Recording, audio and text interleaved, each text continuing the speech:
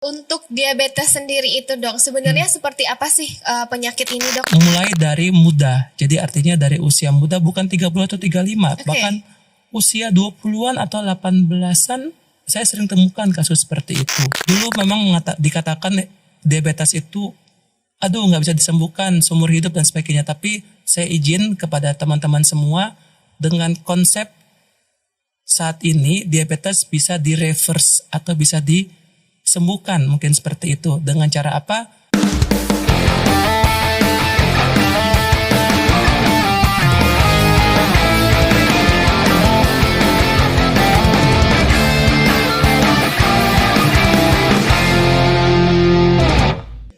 Pagi hari minum kopi hangat, sambil baca berita tentang kesehatan. Gula darah boleh terkendali tepat, asal pengelolaannya juga diterapkan. Assalamualaikum Sobat Cakaplah, kembali lagi bersama saya Sania di Cakap Lepas, ruang ngobrol santai penuh makna.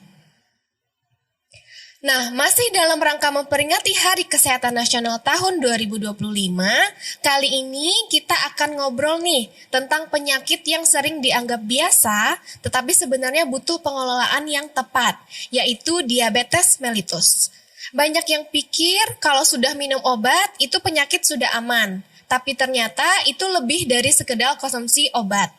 Nah, tentang bagaimana hidup tetap bisa produktif dan berkualitas meski hidup dengan diabetes. Kali ini sudah hadir bersama kita semua Dr. Jeffrey Niki Perwira SPPD, dokter spesialis penyakit dalam dari Aulia Hospital. Halo dokter, bagaimana kabarnya hari ini? Halo juga, sehat ya. Walaupun sudah sore semakin baik ya kondisinya. Oke, semakin sore semakin baik ya dokter ya. Iya. Oh iya dok, ngomong-ngomong nih soal dokter spesialis penyakit dalam. Itu biasanya menangani kasus apa aja sih dok?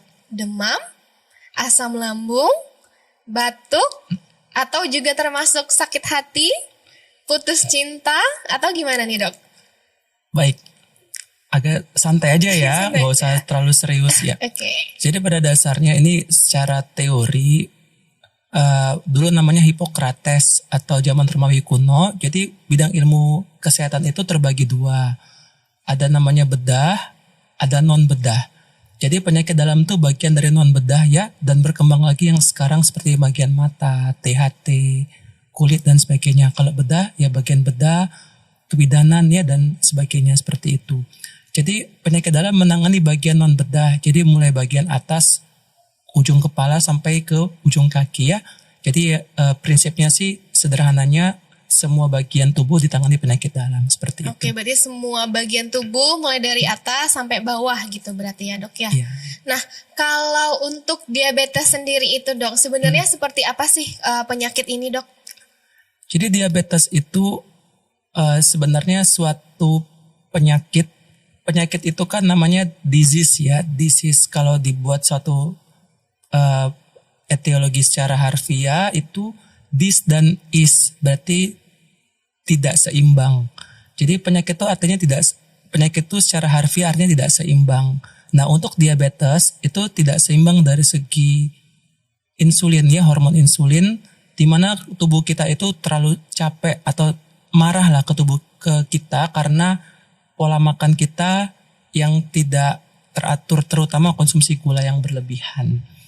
Jadi lama-kelamaan tubuh kita itu marah, istilahnya menciptakan adaptasi baru. Aduh, gua masuk terus ini gula, diturunkan lagi namanya oleh insulin. Lalu masuk lagi gula, diturunkan lagi insulin. Sampai kelama-kelamaan tubuh kita capek, makanya itu menjadi namanya diabetes mellitus yang sebenarnya. Seperti itu. Oke, berarti lebih ke konsumsi gula yang manis-manis gitu ya dok ya? Seperti itu. Seperti ya. itu. Lalu nih dok, mungkin sekarang kasusnya udah semakin banyak, apalagi nih yang banyak kena itu usia-usia produktif, mungkin 30, 35. Nah itu kira-kira kenapa ya dok? Ya, jadi konsep diabetes itu kalau saya sederhanakan itu adalah konsep penyakit karena habitual atau karena kebiasaan ya. Jadi kebiasaan yang bagaimana itu karena kebiasaan tadi tidak seimbang pola makan yang tidak sehat, lalu sedentary ya, jadi artinya tidak aktif, tidak ada aktivitas fisik yang cukup, olahraga, stres yang berlebihan dan sebagainya. Jadi karena sering bertambahnya waktu atau sering berkembangnya zaman, semua dipermudah ya. Jadi mau makan ini ada mencapai makanan tersebut, ada juga namanya aplikasi online dan sebagainya. Jadi jadi serba malas semuanya. Ditambah lagi mungkin karena tuntutan dan sebagainya. Jadi waktu olahraga juga kurang. Yang penting makan dah gitu aja. Tapi tidak diperhatikan pola aktivitas fisiknya, olahraga, stresnya, istirahat dan sebagainya. Akibatnya yaitu tadi tubuh marah, kemudian jadilah suatu penyakit yang namanya diabetes. Dan itu mulai dari muda. Jadi artinya dari usia muda, bukan 30 atau 35, bahkan usia 20-an atau 18-an saya sering temukan kasus seperti itu. Ya memang ada juga faktor genetik atau dari keturunan, tapi jangan salah, keturunan itu hanya berkontribusi besar, bukan mempengaruhi secara pasti. Oh, orang tua kita diabetes. Jadi kembali ke konsep karena pola makan yang nggak sehat, kemudian aktivitas fisik yang kurang, stres yang berlebihan, itu yang paling utama. Oke, berarti nih Sobat Cakap lah, beberapa faktor yang bisa mempengaruhi kenapa kita bisa terkena penyakit diabetes mellitus adalah pertama mungkin karena pola makan, tinggi gula, kemudian aktivitas fisik yang rendah, dan juga stres. Oke, berarti ada 3 itu kurang lebihnya ya dok ya, selain dari ada juga mungkin faktor dari genetik. Betul. Gitu. Nah, kalau biasanya kita membahas tentang penyakit, pasti erat kaitannya dengan konsumsi obat nih dok. Nah, sebenarnya kalau untuk pengelolaan diabetes itu, apakah dengan obat saja cukup atau bagaimana dok? Oke, jadi kita harus paham dulu konsep diabetes. Jadi diabetes itu adalah penyakit karena tubuh kita terlalu sering mendapatkan gula yang tidak kita turunkan dengan pola makan atau olahraga, sehingga tubuh kita memproduksi hormon insulin terus-menerus yang mengakibatkan suatu saat tubuh kita lelah. Jadi itu namanya ada resistensi insulin namanya. Jadi tubuh kita menolak sendiri insulin yang terlalu sering-sering muncul. Nah, dulu memang dikatakan diabetes itu nggak bisa disembuhkan seumur hidup dan sebagainya. Tapi saya izin kepada teman-teman semua, dengan konsep saat ini diabetes bisa di-reverse atau bisa disembuhkan, mungkin seperti itu. Dengan cara apa? Dengan cara tadi pola makan yang sehat, diperhatikan komposisinya, pola aktivitas fisiknya harus benar atau harus teratur, stresnya harus dikurangi, istirahatnya harus cukup, baru yang terakhir obat. Oke, baru obat yang terakhir. Benar. Oke, berarti diabetes ini bisa disembuhkan gitu ya dok ya? Ya, itu teori versi saya karena mengingat apa penyebab diabetesnya, yaitu terkait dengan sindrom resistensi insulin itu karena pola makan kita yang tidak tepat. Oke, ada pola makan, ada aktivitas fisik, ada stres juga. Betul. Mungkin kita masuk ke yang aktivitas dulu nih dok. Kalau untuk penderita diabetes itu aktivitasnya yang bagus seperti apa dok? Jadi aktivitas itu ada 2 ya. Pertama olahraga itu yang exercise, yaitu yang kita lakukan dengan waktu tertentu atau pola tertentu. Lalu ada namanya aktivitas di luar olahraga. Nama istilahnya NEAT, non exercise activity thermogenesis. Itu artinya yang keseharian yang kita lakukan, berjalan, berlari, duduk dan sebagainya, itulah namanya NEAT atau aktivitas di luar olahraga. Nah, kalau olahraga itu ada 2 ya bagian besarnya, ada yang namanya melatih otot jantung atau cardio training, lalu yang kedua yang melatih otot rangka atau muscle namanya resistance training. Yang dianjurkan untuk kondisi diabetes itu adalah resistance training atau latihan mengencangkan otot rangka. Mengapa? Karena yang menjadi sumber makanan utama dari otot kita adalah gula. Jadi maksud saya kalau kita banyak memperbanyak latihan otot atau latihan otot rangka kita, jadi gula di darah kita dipakai sebagai energi, tidak disimpan menjadi lemak, kemudian apa yang kita makan juga bisa menjadi energi dan itu bisa dikurangi lah istilahnya kondisi gula kita di dalam darah, sehingga nanti lama-kelamaan nanti tubuh kita artinya dalam lama-kelamaan gula kita nanti akan terkendali. Di samping juga olahraga latihan otot itu mengurangi resistensi insulin. Jadi artinya begini, kan gula itu kan karena resistensi insulin yang paling sering. Jadi dengan olahraga melatih otot kita, jadi resistensi insulin itu bisa dikurangi atau bahkan dihilangkan. Sehingga nanti kalau resistensi insulin berkurang, berarti gula darah akan terkendali. Insulin kita akhirnya bisa aktif kembali seperti biasa. Jadi untuk olahraga seperti itu lamanya ya boleh setiap hari. Memang banyak referensi mengatakan 4 sampai 5 kali seminggu, 45 sampai 60 menit. Tapi kalau saya sih kalau bisa lebih sering why not seperti itu. Berarti kalau bisa lebih sering dan mampu juga mungkin ya dok bisa dilakukan. Iya. Nah terkait tadi latihan otot berarti ya dok ya resistant training. Iya. Itu contohnya gimana tuh dok? Ya, jadi terbagi dua. Ada yang menggunakan alat, ada yang tidak menggunakan alat. Oke. Yang menggunakan alat itu yang familiar di gym, ya kayak misalnya barbel, dumbbell, dan alat-alat yang lainnya. Kalau yang tanpa alat yang menggunakan berat tubuh sendiri. Banyak kok di referensi-referensi di internet ya atau Google dan sebagainya. Contohnya squat, push up, sit up, lunges dan sebagainya. Itu bisa kok dilihat di media Google atau internet yang lain bisa dipelajari seperti itu. Nah, bertahap artinya jangan langsung berat yang sampai mencederai otot itu aja. Oke, berarti ada banyak latihan yang bisa diikuti ya dok ya, mau itu dari gym atau mungkin latihan sendiri di rumah, contohnya kayak squat, Betul. push up atau sit up, kayak gitu ya dok ya. Iya. Oke, berarti anggapan bahwa diabetes itu dapat menurunkan produktivitas itu salah ya dok ya? Ya salah. Jadi pada dasarnya kalau kita ada sesuatu yang tidak normal tubuh kita, prinsipnya adalah kita harus bersahabat dengan itu. Oke. Dalam artian jangan jadikan diabetes itu menjadi lawan atau musuh. Jadikan itu sebagai teman, dalam artian tanda kutip teman, artinya kita harus bersahabat dengan diabetes dengan konsekuensi kita harus jaga semuanya. Pola makan, aktivitas dan olahraga. Kemudian dulu saya diajari oleh guru-guru saya atau orang tua, kalau diabetes tuh orangnya harus sering senyum. Kenapa? Kalau nggak sering senyum, mukanya cemberut, nanti hormon stresnya banyak tubuh, jadi gulanya sering tinggi. Jadi harus sering senyum, berbanyak ibadah, tawakal. Intinya yang membuat kita harus rileks supaya nanti gula darah kita stabil. Oke, pokoknya intinya tetap harus rileks gitu ya Betul. dok ya. Aktivitas fisik berarti udah nih ya dok, kita lanjut ke pola makannya. Nah apakah dalam pengelolaan diabetes itu memang pasien-pasiennya harus mengurangi konsumsi gula? Bahkan mungkin saya sering dengar ada banyak yang menghilangkan karbohidrat, salah satu utamanya nasi dari pola makannya sehari-hari. Itu bagaimana dok? Oke. Tetap kita harus makan sesuai dengan kebutuhan kita sehari-hari ya, tapi kita prioritaskan mana yang utama atau mana yang penting. Jadi kalau saya sederhanakan, pertama prioritas pemilihan karbohidrat kompleks, artinya dengan indeks glikemik yang rendah, nanti saya jelaskan apa itu. Kemudian protein yang cukup dan pemilihan sumber lemak yang benar. Ditambah lagi dengan pemilihan vitamin dan mineral kayak sayur dan buah seperti itu. Jadi intinya adalah karbohidratnya harus tepat. Dalam hal ini karbohidrat kompleks kayak nasi merah, ada sekarang nasi basmati, kemudian ada nasi porang yang dari ubi. Betul. Lalu penggantinya juga bisa kentang, kalau bisa dengan kulitnya, jadi dengan menambah serat juga di komposisi karbohidratnya. Lalu jagung, ya ketela itu boleh apa saja, mau ubi rambat atau ubi cilembu ya dan sebagainya.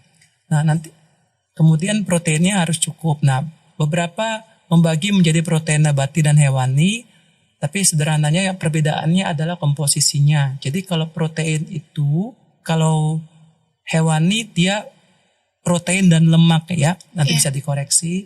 Tapi kalau protein nabati ada sedikit gula atau karbo di situ.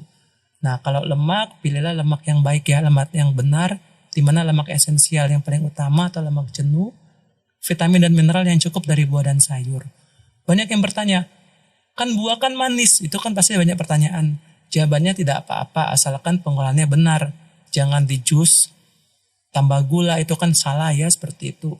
Kalaupun disuruh pilih apakah makan potongan bulat atau jus, yang disarankan adalah yang potongan bulat atau yang murni, maksudnya yang tidak di jus, karena dari mengunyah itu ada namanya enzim petialin, di situ udah ada pencernaan di pertama kali, sehingga nanti penyerapan gulanya sampai ke lambung lebih baik.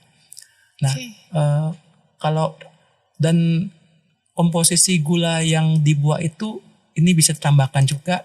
Itu ada 3 yang paling rendah, ada stroberi, ada blueberry, dan apel. Kalau apel tuh yang malah dianjurkan apel hijau. Apel hijau. Benar. Tapi kalau rasanya asam, tidak cocok di lambung, apel merah pun boleh.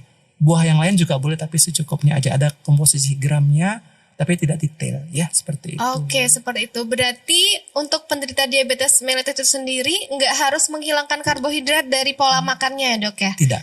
Oke, tidak. Jadi nasi itu bisa diganti dengan bahan makanan yang lain gitu ya dok ya. Umbi-umbian bisa, jenis-jenis beras yang lain juga bisa gitu ya dok. Terus kalau mau makan buah, akan lebih baik kalau makan buah utuh, buah potong gitu ya dok ya, daripada yang di jus, karena mungkin kalau di jus ada tambahan gula, tambahan kental manis gitu ya dok ya.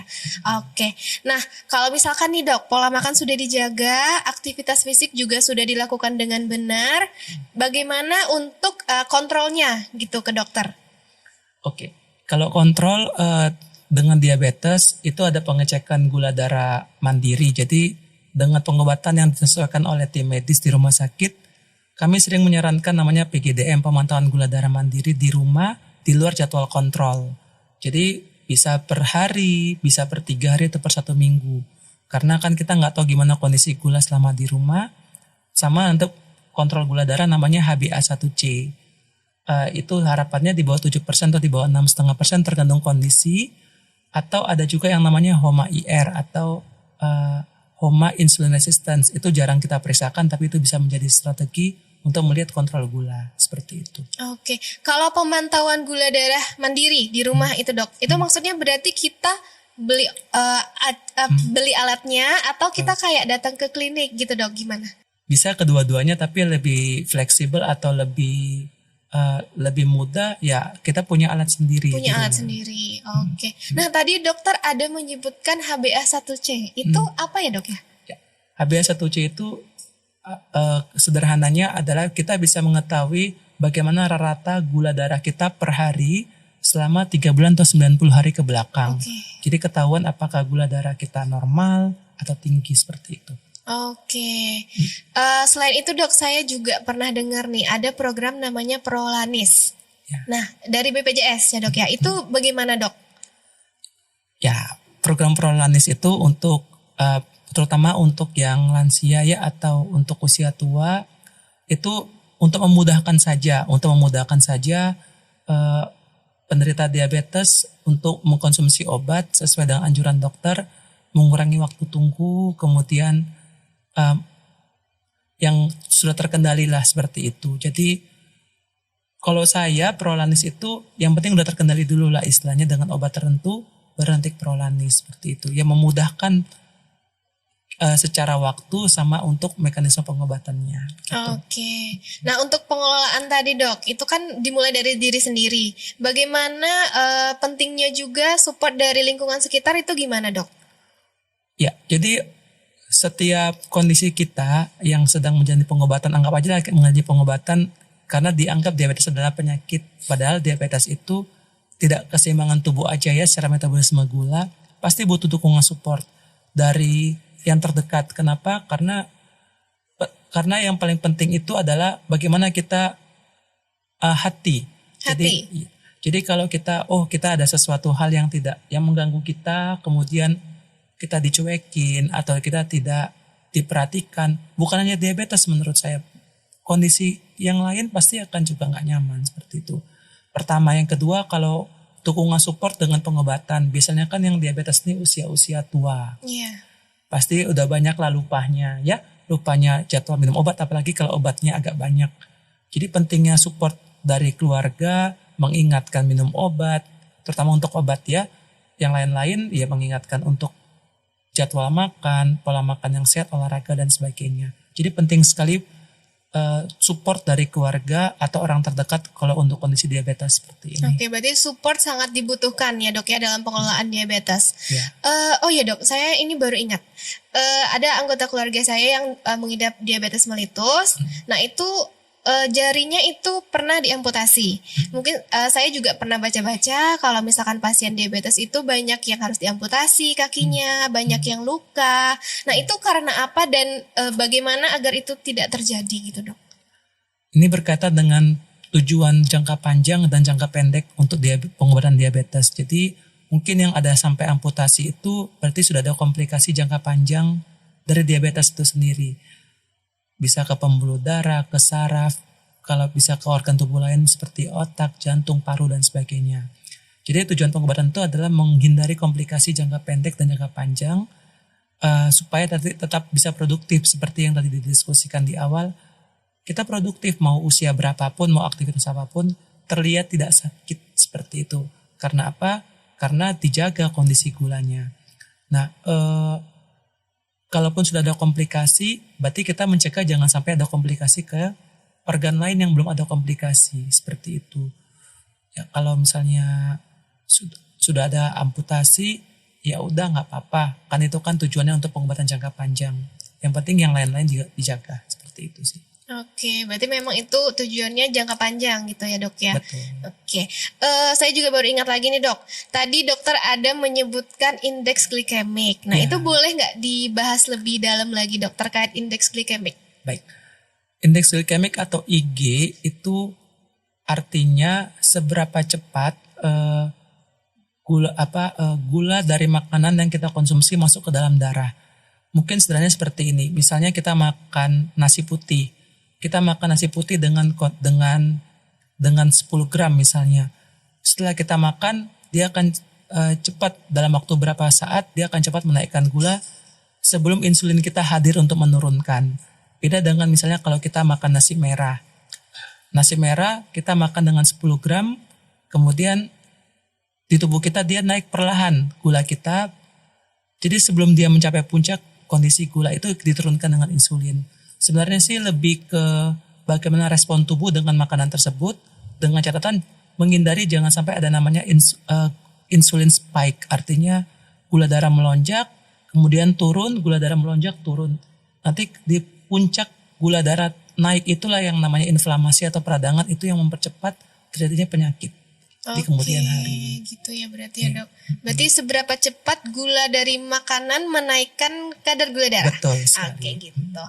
Oke, kalau misalkan nih dok, dari banyaknya pasien yang dokter tangani, kira-kira pasien itu tuh seberapa patuh sih dok dia sama misalkan tadi pola makannya, aktivitas fisiknya, terus pengelolaan stresnya itu banyak yang patuh nggak sih dok sebenarnya? Kadang kan ya balik lagi banyak yang masih nganggap udah minum obat aja udah gitu aman gitu.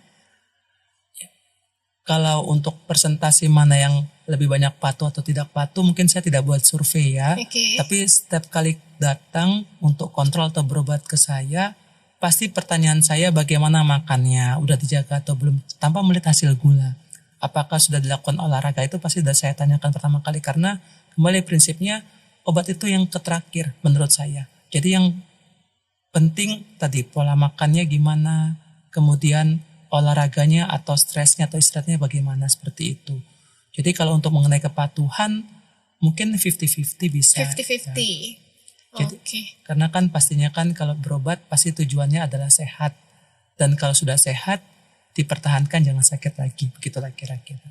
Kalau di era modern sekarang ini dok, kira-kira menurut dokter yang paling menantang dari pengelolaan diabetes itu gimana dok? Makanan. Makanan, lagi-lagi makanan ya, lagi-lagi Ya, makanan. Benar. Sekarang sudah serba mudah ya, jadi pengolahan makanan udah lebih banyak, modern ya istilahnya, banyak bumbu-bumbu, kemudian media pengelolaan makanan sudah banyak, media mendapatkan makanan itu juga udah banyak, artinya media online ya, jadi tinggal pesan, datang, jadi mudah sekali mendapatkan makanan dalam tanda kutip saat ini, jadi tantangan utama menurut saya, jadi istilahnya menjaga pola diet atau pola makan itu adalah yang paling utama menurut saya, yang paling sulit mungkin yang dikendalikan saat ini, di samping olahraga. Oke. Olahraga itu banyak yang beranggapan, oh saya sudah melakukan aktivitas ke sini, ke situ, berjalan, mencangkul, menyapu dan sebagainya, itu sudah benar. Seperti tadi ya konsep di awal itu namanya NEAT atau aktivitas yang membakar gula juga, tapi yang paling penting adalah olahraga, karena olahraga itu teratur dan itu yang diharapkan juga lebih optimal dalam membakar kalori atau menggunakan gula tubuh kita.